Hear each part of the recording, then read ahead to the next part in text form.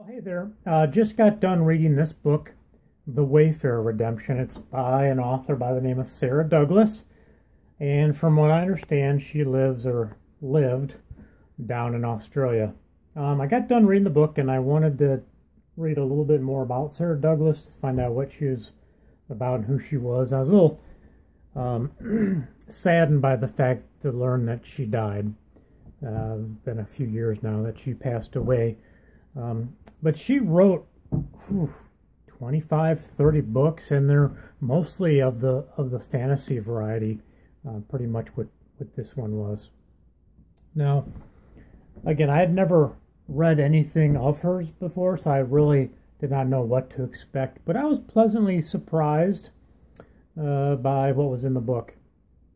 You know, it's a typical fantasy novel. You got a hero, you know, he's in love with a girl, and then, of course, there is some antagonists to him in the novel. But really, this book was about the world and what she lived in. And there's a number of different nations, and they all don't get along. You know, this book seems to be talking about what a world would be like if everybody just really did not agree. They didn't care to be with each other. And you have basically clans of people fighting other people.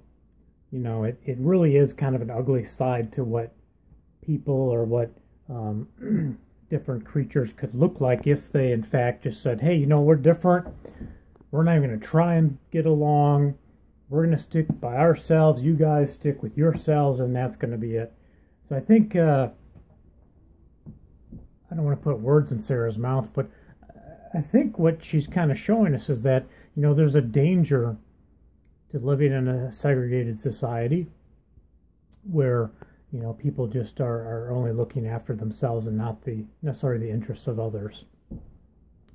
But that's kind of the more serious side of the book for you to consider as you're reading it. You know, what is Sara trying to actually say about our world, and what is she actually trying to say about the world that she created? You know, because you know, my opinion isn't necessarily right, probably is not right, and if you read the book or have read it, you know, you have your own ideas about what Sara, you know, tried to say in this novel. I really liked, this is a pro, how she unfolded the story. It wasn't just, oh, I know what's going to happen next. Oh, this is what's going to happen here with the character. There were some characters that brought surprise to who they actually were in this novel. She revealed that slowly. The plot points were slowly unraveled.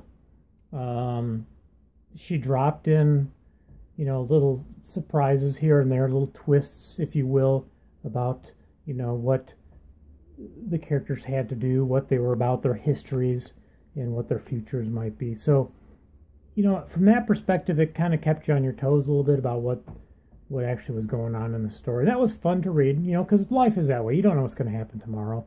And you just hate reading those books where it's like, oh, I know what's going to happen next. Oh, it's going to happen next. Well, with Sara, she tried to write a book where you think you might know what's going to go on, but then she changes it.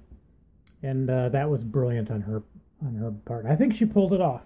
You know, maybe you don't like the novel, maybe you don't like her as an author, but she tried really hard not to fall in step with the same old fantasy novel where the hero wins every battle and the heroine gets the man of her dreams.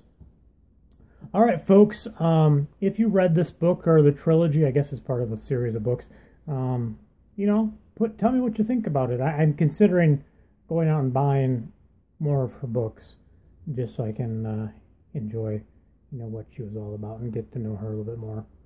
All right, guys, bye-bye.